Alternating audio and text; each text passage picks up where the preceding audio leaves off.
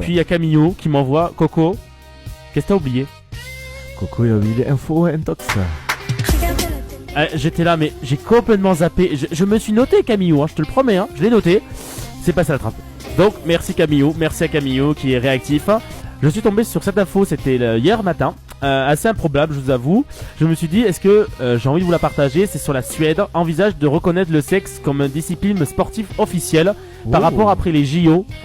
C'est une compétition internationale qui voudrait être catégorisée.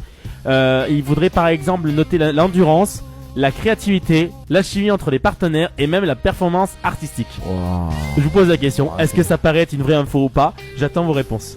Toi, t'en penses quoi? Moi, je pense que c'est. Moi, je pense que ça. Il y a du vrai dans cette info, mais c'est faux. Mais je pense qu'il y a quand même du vrai. Je veux que tu me dises, c'est une vraie info ou c'est une fausse info. Moi, je pense que c'est une fausse info. T'es sûr de ça? Je suis sûr de ça. Les connaissants. Je suis sûr de ça. Moi, j'attends vos réactions, les amis. Camille qui me dit intox comme Romidou obligé, j'y crois pas du tout. Vous étiez que 2 ce soir, donc là, vous y croyez pas des masses. Enfin, si, il y a une chance sur 2. Alors, moi, le premier, j'y croyais pas trop quand je l'ai lu. Ah, donc ça veut dire que c'est vrai? Et c'est pas vrai.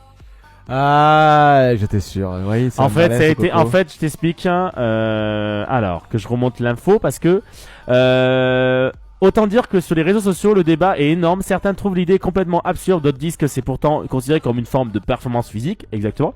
Des commentateurs sportifs ont carrément répondu à l'annonce, enfin par rapport à l'info. Ouais. Mais il a été démenti, prouvé que c'était qu'une intox lancée par des rumeurs d'un joueur d'un jeu olympique.